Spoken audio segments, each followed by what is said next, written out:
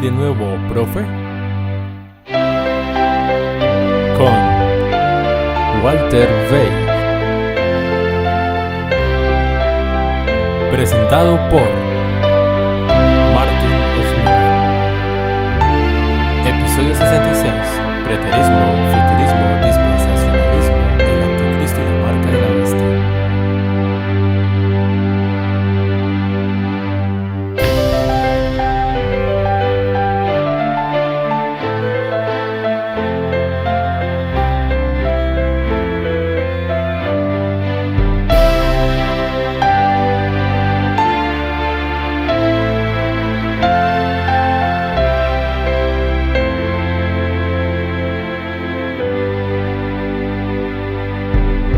¿Qué hay de nuevo, profe? Bienvenidos nuevamente a otro episodio de ¿Qué hay de nuevo, profe? Bienvenido, Walter. Bienvenido, Martin. Nos sentimos privilegiados de tener patrocinadores que nos especifiquen que debemos conseguir nuevas sillas. Lo cual no es una tarea sencilla en las áreas donde vivimos, ¿no es así? No. Solo para que sepan, nos llevó 1200 y algo de kilómetros para finalmente conseguir dos sillas que sean adecuadas. No es fácil. No fue fácil. Y para que todos sepan, estas sillas son muy cómodas. Y eso es un problema porque, ¿y si nos quedamos dormidos? Y es increíble, ¿eh? Tus pies tocan el suelo, tus brazos no están detrás de tus orejas. No sé qué haremos ahora. Muchas gracias. Y espero que todos puedan disfrutar de esto tanto como nosotros. Sí, muchas gracias. Son muy amables. Tenemos algunas cosas importantes por las cuales comenzar. Comencemos con una palabra de oración. Padre Celestial, muchas gracias por todo lo que haces por nosotros. Señor, te necesitamos en estas discusiones y pedimos que nos bendigas. Pedimos que nos ilumines con el Espíritu Santo y discernimiento para que podamos saber qué es lo correcto y qué no lo es. Pedimos esto en el nombre de Jesús. Amén. Amén. Martín, engaño es el nombre del juego, ¿no es así? Definitivamente. El engaño puede lucir como si fuese verdadero. Y estamos viendo tantas cosas suceder en el mundo. Y los argumentos que siempre son presentados en favor de los eventos que toman lugar, o al menos los asuntos morales, parecen muy convincentes para algunos, pero están basados en criterios que no son bíblicos. Hay que tomar una decisión seria, y el problema es que los medios siguen bombardeándonos con esta mentalidad unidireccional. No es sorpresa que la Biblia diga que y se maravilló toda la tierra en pos de la bestia, recibiendo la misma mentalidad. Si sigues presionando esa agenda y dices algo por el tiempo suficiente, eventualmente la gente pensará, bueno, eso es lo correcto, ¿no? Correcto. Y lo que es importante es que se maravillaron, por lo que habla de asombro, absorbiendo todo lo que la bestia les dice. Absolutamente. Así que entendiendo al Papa Francisco es lo que llamamos a esta sección. Y habrá más de estas discusiones porque no puedes descubrirlo todo en una sola. Es imposible. Pero hemos hecho lo mejor que hemos podido, dadas las circunstancias. Entendiendo el Papa Francisco, la agenda jesuita. ¿Por qué es importante el entender el Papa Francisco? Porque Martin, dentro de los círculos católicos romanos, hay muchos que no lo entienden. Correcto. Piensan que es un completo liberal. Trae una agenda liberal, está cambiando la fe de la Iglesia Católica Romana y están quejándose amargamente. ¿Y sabes qué es lo que es interesante? Que el mundo protestante observa a estos católicos conservadores y dicen, ¿ven? El papado ha cambiado. Correcto. Incluso ellos se están quejando. Bien. puede que esté siendo tan liberal que incluso los protestantes se ponen un poco temblorosos aquí y allá. Y se preguntan qué está pasando. Pero el hecho es que están cambiando y la dirección general parece la que todo el mundo debería tomar. Sí, y también tienes al mundo protestante que ve este cambio y ahora pueden ir al concilio ecuménico con esto. Absolutamente, porque el papado medieval ya no existe. Ese concilio papal ya no está. Ya no está. Bueno, eso es lo que ellos creen. Eso es lo que ellos creen. Pero aquí es donde entra el engaño. Para dejarlo absolutamente claro, vamos a hablar sobre este tema. Si entiendes los temas detrás de la escena y empiezas a entender de dónde viene este papa, entonces verás que nada ha cambiado. Correcto. Y está cayendo en su lugar, Sí, es el camaleón en su mejor momento, definitivamente. escondiéndose en el follaje y mimetizando el fondo para que no lo veas por lo que es. Así que miremos este tema entendiendo al Papa Francisco. Aquí hay un artículo de Reuters, el 25 de mayo del 2021. El Papa lanza Iniciativa Verde denunciando la actitud depredadora hacia el planeta. Esto es un tema relativamente moderno. Eso es lo que la gente piensa. Pero no lo es. Es un tema que viene desde hace mucho tiempo y necesitamos ir a las raíces para ver que ahora estamos en la cima del iceberg, ¿ok? El Papa Francisco lanzó este martes una iniciativa para que las instituciones católicas que van desde familias a universidades y negocios sean ambientalmente sostenibles en 7 años, diciendo que una actitud depredadora hacia el planeta debe terminar. Así que dio un periodo de 7 años para que se sepa algo.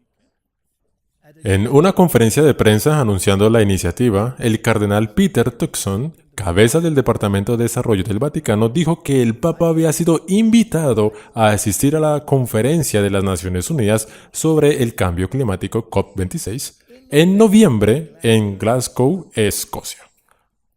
Hay un impulso hacia esta conferencia 26 y hemos hablado de esto anteriormente, por lo que no miramos a ello, miramos a la historia y de dónde viene todo esto. Turkson dijo que el Papa probablemente asista. En un mensaje de video para el lanzamiento, el Papa dijo que la iniciativa sería un viaje de 7 años que verá a nuestras comunidades comprometidas en diferentes maneras para convertirse en totalmente sostenibles, en el espíritu de la ecología integral. Eso significa que debes encajar. No hay manera de escapar de esto, ¿no? Correcto. Ahora, está poniendo la melodía, ¿no es así? Sí. Tomando el liderazgo. La iniciativa tendrá grupos focales incluyendo familias, parroquias, diócesis, escuelas, universidades, hospitales y otras instalaciones de atención médica, empresas, organizaciones católicas laicas y órdenes de sacerdotes y monjas. Ese es todo el espectro. No se concluye nada, ¿no? No, está hablando de los católicos, pero definitivamente incorpora a Todo el mundo. a todo el mundo. Siempre es interesante cómo se comienza con la unidad de la familia, porque el papado usa la unidad de la familia para impulsar su agenda del domingo, ¿correcto? Luego también tiene el mensaje de salud, por lo que tiene un brazo derecho en el mensaje, lo hemos dicho antes. Desde el Laudato Si, alabado sea, fue publicado en 2015 los grupos vaticanos y católicos en la iglesia de 1.300 millones de miembros en todo el mundo, los cuales han tomado muchas iniciativas para reducir su huella de carbono. Esto es el plan de 7 años. Sí, ahora sí que está impactando porque el año del Laudato Si expira ahora. Luego de eso vino el Papa Francisco con el plan de 7 años. Martín, ¿está marcando fechas? Esta es una tendencia muy peligrosa. Los teólogos deben tomar nota y decir que marcar fechas no está permitido. De lo que también es necesario tomar nota, como decíamos, es que de que habla de la Iglesia Católica actual. Pero ¿acaso el Papa Francisco es meramente un hombre de la Iglesia Católica? ¿O es un líder mundial? Verás, algunas personas dicen, ¿acaso importa lo que diga? Es solamente un líder de la Iglesia. Pero no es el caso. Debemos entender esto. Ahora, analicemos una entrevista con John Kerry. Como sabes, es un miembro del Cráneo y Huesos, o Skull and Bones en inglés, por lo que pertenece a las sociedades secretas. Capítulo 322, todas estas cosas maravillosas que hemos discutido en muchas conferencias anteriores. ¿Cuál es su opinión con respecto a la posición del Papa en todo esto? Es importante que lo sepamos de la nación más poderosa en el mundo. Sí, como tú has dicho, un líder importante en la nación más poderosa del mundo. Correcto, con una posición muy poderosa. Usted está en una misión muy importante aquí en Europa. ¿Puede decirnos por qué es importante incluir una visita con el Papa durante su visita a Europa para hablar del cambio climático?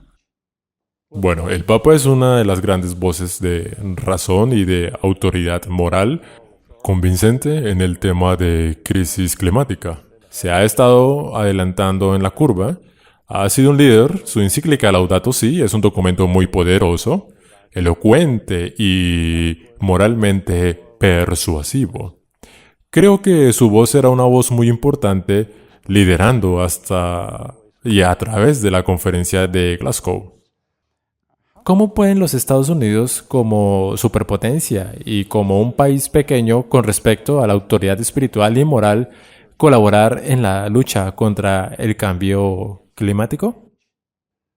Bueno, el Santo Padre es una de, si no la voz más poderosa del mundo, ha sido extraordinario en la elocuencia de su llamado a las personas a dar un paso al frente y ser razonables y cumplir nuestra responsabilidad como seres humanos al cuidar la creación de Dios. Todos debemos ser administradores de esa creación, ese es su mensaje, pero porque está por encima de la política y fuera de los asuntos del día a día, conflicto nacional, etcétera, creo que puede sacudir a las personas, a la gente, un poco y traerlos a la mesa con un mejor sentido de nuestras obligaciones comunes. Creo que el Santo Padre habla con autoridad especial a nuestro sentido de obligación entre nosotros y las formas en las que tenemos que dar un paso juntos, dadas las divisiones del mundo y algo de la polarización, la ideología y el conflicto. Esa voz es más importante que nunca. Martín, esa es una entrevista muy sorprendente. Definitivamente. El set con ese cuadro, mostrando todos esos papas, y lo interesante de esos papas es que son los papas del Vaticano II, principalmente. Sí. ¿Correcto? Y él se alza por encima de ellos. Sí. La otra cosa es una de las más prominentes, si no la más prominente voz en el mundo. Y él será la voz moral de la razón. Es interesante que las rocas de guía de Georgia hablan de esta era de razón, ¿no? Sí. Que debemos dejar de ser parásitos en el planeta. Todo esto es muy importante y guía a este encuentro COP26 en Glasgow.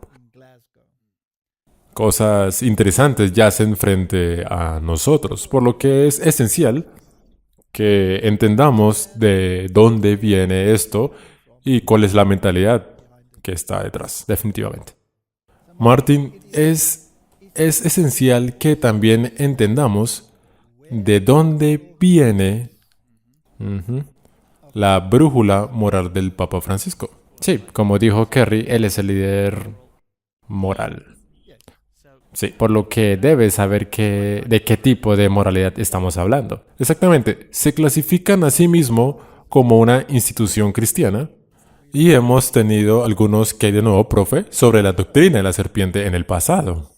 Puede que la gente quiera tomar conocimiento de ellos nuevamente, pero la moralidad no está basada en la palabra de Dios.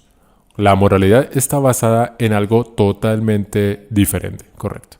Es una espiritualidad que no tiene conexión con la Biblia. Y debemos dejar esto bien en claro.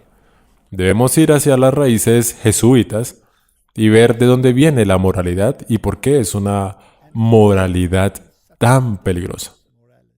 Es importante el entender de dónde viene el Papa Francisco. Sí, esto viene del canal de YouTube, América de Jesuits Review.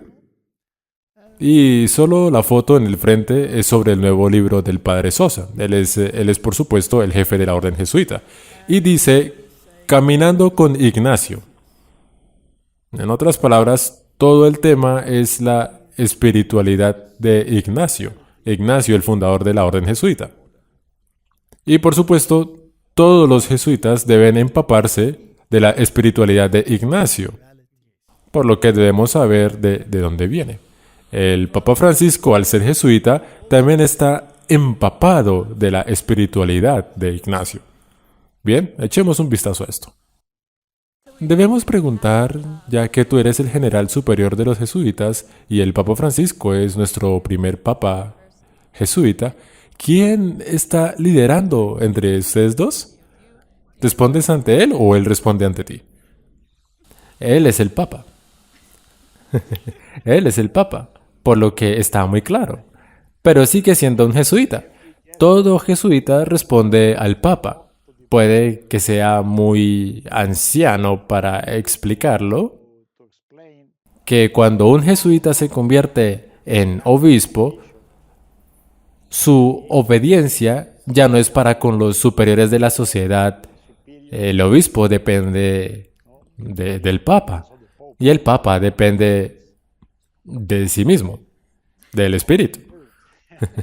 Porque como ustedes pueden que recuerden, Ignacio de Loyola solía llamar al Papa el vicario de Cristo en la tierra, por lo que él es el Papa.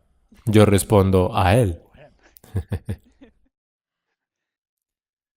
Lo que es interesante en esta discusión, miraremos más detrás otras discusiones porque se están haciendo declaraciones muy pertinentes.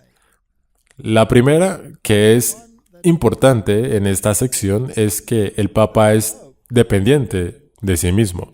¿Sí? Él es la voz definitiva, la que decidirá. Luego en la entrevista él declara que como la cabeza de la orden jesuita es el cuello. Lo que es una buena analogía porque dice dónde tiene que ir y a veces en general, como vimos en de Creta a Malta, tiene que hacer sus propias decisiones. Y todos caminan en armonía con el sonido del tambor, ¿no? Y así es como organizan al mundo. Puede que añada algo. Es importante, si alguien no sabe de qué está hablando ahora, pondré el enlace de Creta a Malta, donde puedan ir y mirar. Donde hablamos del arte de la guerra. Eso es. Correcto. Puede que sea interesante colocar el enlace. Básicamente estamos mirando a la estructura general, pero continuaremos. ¿Cómo el ser jesuita lo ha moldeado como papa? ¿Sabes? Él es alguien que habla mucho sobre discernimiento, lo que es una parte muy importante de la espiritualidad jesuita, y me pregunto si podías hablar un poco sobre lo que podemos aprender del Papa Francisco sobre el discernimiento. El Papa Francisco no es solamente un jesuita, es un cristiano. Y el discernimiento es parte de la cristianidad. Estamos por celebrar el Pentecostés en algunos días, por lo que podemos renovar nuestra idea de ser guiados por el Espíritu. Discernimiento es la habilidad con la cual todo cristiano debe ser guiado por el Espíritu. Y es por eso que la espiritualidad de Ignacio es tan puntual en ello. Los ejercicios espirituales de Ignacio son una especie de escuela del discernimiento, de donde aprendió él mismo. Al seguir estos ejercicios espirituales, todas las personas pueden ser ayudadas a escuchar la voz de Dios, llamándolos a una verdadera vida humana y a decidirse a seguir esa voz, a hacer una elección. Puede que también recuerden que el éxito de Ignacio con los ejercicios espirituales fue entre estudiantes de universidades. Él mismo era un estudiante universitario anciano y se reunió con algunos estudiantes jóvenes. Sus primeros compañeros fueron estudiantes de universidades reunidos por la experiencia de los ejercicios espirituales.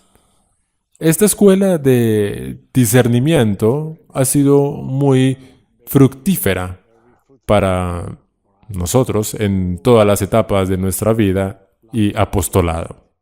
Sí, y todos los jesuitas hacen estos ejercicios espirituales, pero una cosa que siempre me ha llamado la atención sobre esta sociedad son las diversas direcciones que los jesuitas toman a partir de allí. Tienes jesuitas que son maestros, doctores, actores, podcaster, todo lo que puedas pensar.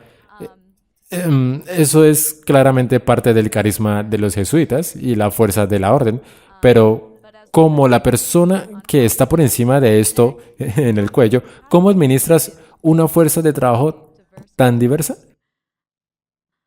Primero, todos los días descubro algo nuevo en lo que los jesuitas están trabajando. Bien, muy importante. El discernimiento viene de los ejercicios espirituales. Sí. ¿Correcto? Y los ejercicios espirituales de la Yola son el medio por el cual te conectas al Espíritu Santo para ser informado y para recibir discernimiento. No la palabra de Dios, no. Ejercicios espirituales. Eso es muy importante. Luego, el otro asunto que mencionó fue vivir una verdadera vida humana. En el pensamiento jesuita y en la teología jesuita hay un libro escrito por otro jesuita, el cual se llama ¿No hay otro nombre? Signo de interrogación. Sí. ¿Puede ser salvo por otro nombre que no sea el de Jesucristo? La respuesta en ese libro es por supuesto que puede ser salvo en cualquier sistema religioso. Jesucristo no es el único camino. Esto es muy importante y define ser salvado como el vivir una verdadera vida humana. Sí. Eso es muy interesante. El ser salvado para una persona que cree en la Biblia es tener el conocimiento de Jesucristo que ha pagado el precio por ti, para que a través de su expiación, a través de su sangre, por fe pueda ser parte del reino de los cielos. No para ellos, según ellos no. Es vivir una vida verdaderamente humana. En otras palabras, todos deben llegar hasta un nivel donde todos vivan felices en la tierra. Eso es un reinado en la tierra. Sí, yo no busco un reino terrenal, se lo pueden quedar. Esto está enlazado con todo ese plan del Foro Económico Mundial de que todos posean nada y sean felices. Sí, y que tengan el mismo ingreso básico, correcto. Es muy interesante la espiritualidad. Necesitamos saber de dónde viene. Porque la gente cree que esta espiritualidad, este discernimiento, al ser una llamada institución cristiana, viene de la palabra de Dios. No es así. Sí, es importante. Es muy importante porque mucho de eso suena genial. Bien, ahora volvamos a la historia y miremos a esto desde todas estas perspectivas.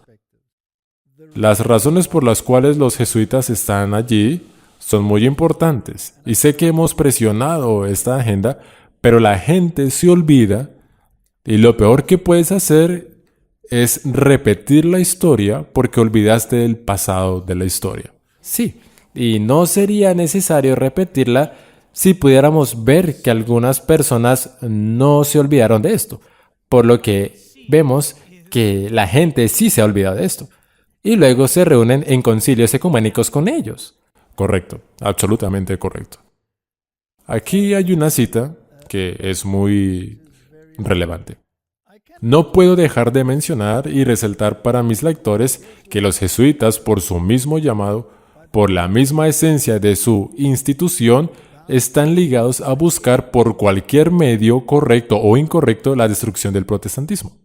Esta es la condición de su existencia, su deber a cumplir o dejar de ser jesuitas. Respectivamente, los encontramos en este dilema maligno: o los jesuitas cumplen con los deberes de su vocación o no.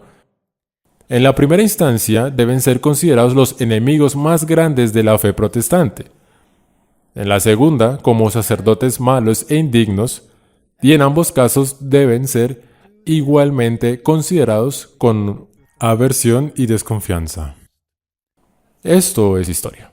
Viene de la historia de los jesuitas. Su origen, progreso, doctrina y diseño. Vayamos a la gran batalla entre el sistema católico, donde los jesuitas fueron creados para encabezar esa batalla para los católicos, y Martín Lutero. La apelación de Martín Lutero era someter la conciencia directamente a Dios a través de la palabra. Y el impulso de Loyola era someter la conciencia al papado. La espiritualidad ignaciana debía lograrse mediante ejercicios espirituales, sustituyendo la imaginación y el encuentro de teología por la realidad de la fe.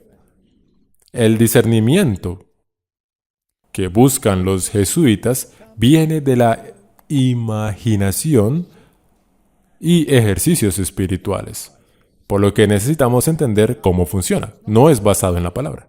No. Y también es necesario entender esto porque han cristianizado esto de la imaginación y el encontrar la teología de ellos. Hay mucho.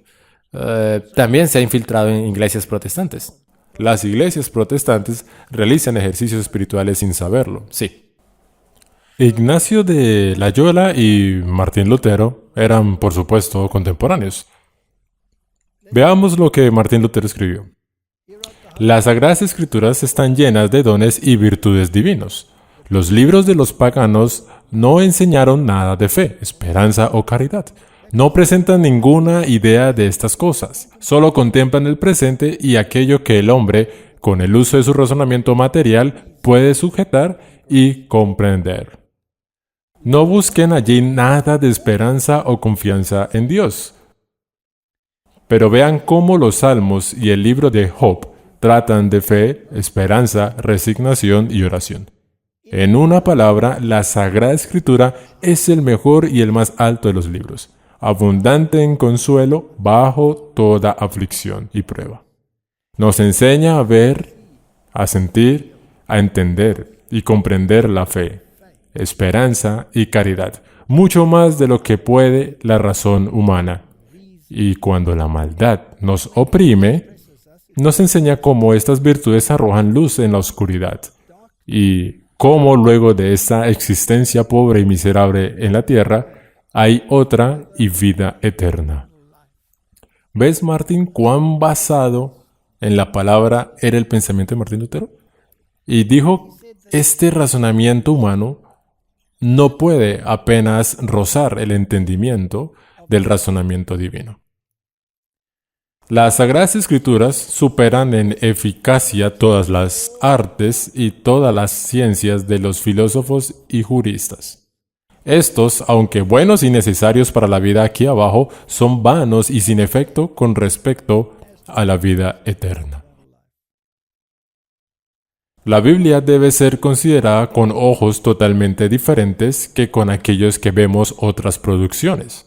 Aquel quien renuncia a sí mismo completamente y no confía en el mero razonamiento humano hará buen progreso en las Escrituras. Pero el mundo no las comprende por la ignorancia de esa mortificación que es el don de la palabra de Dios. ¿Puede aquel que no entiende la palabra de Dios entender las obras de Dios? Esto se manifiesta en Adán. Llamó a su primogénito Caín, es decir, poseedor, señor de la casa. Adán y Eva pensaron que este hijo sería el hombre de Dios, la semilla bendecida que aplastaría la cabeza de la serpiente. Luego, cuando Eva estaba embarazada nuevamente, esperaron tener una hija para que su amado hijo Caín tenga una esposa. Pero Eva, teniendo un nuevo hijo varón, lo llamó Abel, es decir, vanidad y la nada, como diciendo, mi esperanza no está, y fue engañada. Esta era una imagen del mundo y de cómo la iglesia de Dios, mostrando cómo sucedieron siempre las cosas, el impío Caín fue un gran señor de la tierra, mientras que Abel, ese hombre recto y piadoso, era un marginado, sometido y oprimido. Pero ante Dios el caso era bastante distinto. Caín fue rechazado por Dios, Abel fue recibido y aceptado como hijo de Dios. Lo similar se ve a diario aquí en la tierra, por lo tanto no hagamos caso de sus acciones.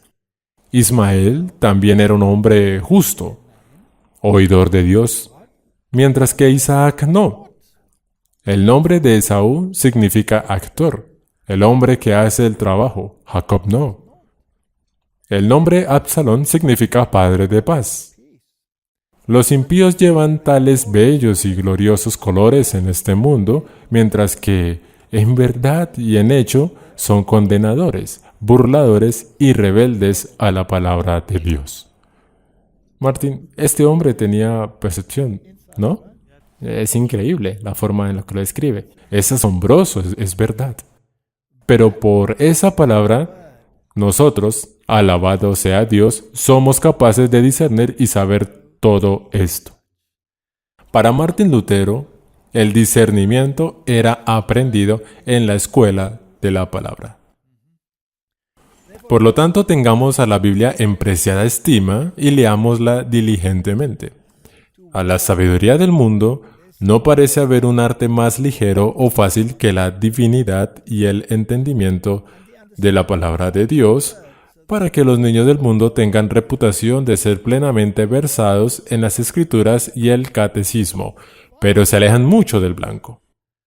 Daría todos mis dedos, excepto 3 con los cuales escribo, si pudiera hallar la divinidad tan fácil y ligera como ellos la toman. La razón por la cual los hombres la toman así es que se cansan rápido de ella y piensan que saben lo suficiente. Así lo encontramos en el mundo. Por eso debemos salir de él. Pero al final veremos cómo. Muchas veces he ensayado a fondo para investigar los 10 mandamientos, pero en el mismo exterior, yo soy el Señor tu Dios. Me dejó tieso. Esa misma palabra, yo, me llevó al asombro. Aquel que tiene una sola palabra de Dios ante él, y de esa palabra no puede hacer un sermón, nunca podrá ser un predicador. Estoy satisfecho de que sé, por poco que sea, de lo que es la palabra de Dios y presta atención de no murmurar contra mi escaso conocimiento. Esa fue una cita larga. Sí, pero es hermosa. Tiene tanta profundidad y nos dice que nuestro razonamiento no puede sondear a Dios.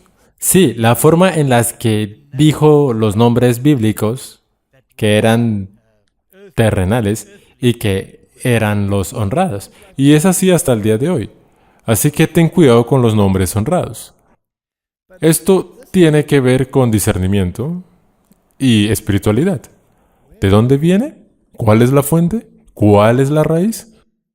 Vayamos al otro lado y veamos de dónde vino la espiritualidad de Ignacio de Loyola.